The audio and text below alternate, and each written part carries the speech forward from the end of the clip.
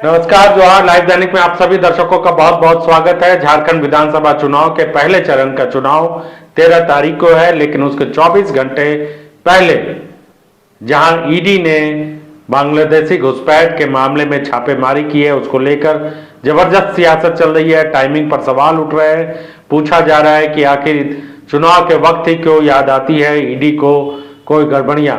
तो इस पर अलग तरह की सियासत है। आपको याद होगा कि लोकसभा चुनाव के दौरान भी वोटिंग के दौरान या वोटिंग से पहले इसी तरह की छापेमारियां या पूछताछ चलती रहती थी। तो विधानसभा में वही फार्मूला अपनाया जा रहा है।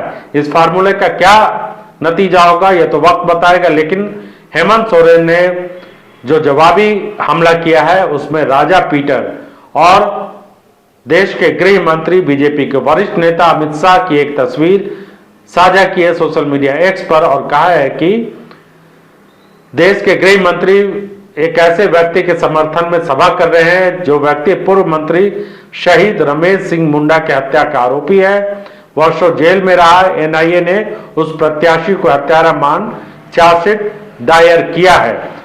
तो हेमंत सोरेन ने यह सवाल अमित शाह से पूछा है कि रमेश सिंह मुंडा के बेटे विकास मुंडा, जो कि जेएमएम के इस वक्त तमाड़ से प्रत्याशी भी है, उनको इंसाफ कैसे मिलेगा।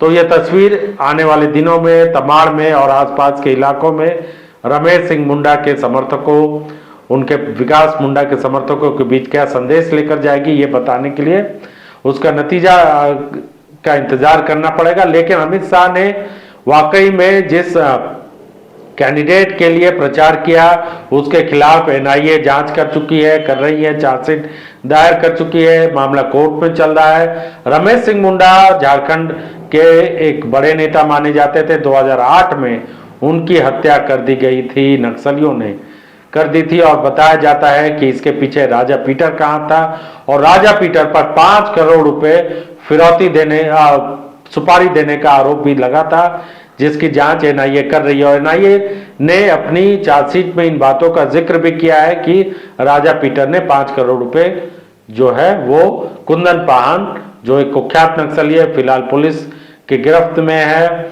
और वो सरेंडर पॉलिसी के तहत उसने सरेंडर कर दिया था। लेकिन कुंदन पाहन भी बहुत कुख्यात नक्सली रहा है और वो अभी हजारीबाग जेल में है। तो कुंदन पाहन चुनाव भी लड़ चुका है, लड़ने की कोशिश भी कर चुका है, और राजा पीटर भी चुनाव लड़ रहे हैं। एक बार फिर राजा पीटर कौन है ये झारखंड के लोग अच्छी तरीके से जानते हैं। 2008 में राजा पीटर ने शिबू सोरेन को चुनाव में मात दी थी और उसके बाद से ही वो सुर्खियों में है। तो जेडीयू में नीतीश कुमार की मौजूदगी में राजा पीटर ने जेडीयू ज्वाइन कर ली और जेडीयू से राजा पीटर को टिकट मिला और राजा पीटर को बीजेपी समर्थन करे। अमित शाह उनको जिताने के लिए खुद चुनावी मैदान में है। तो जाहिर सी बात है कि राजा पीटर को लेकर हेमंत सोरेन का यह आरोप और अमित शाह से यह सवाल कई मायनों में बहुत महत्वपूर्ण है। चुनाव से ठीक, मतदान से ठीक चंद घंटे पहले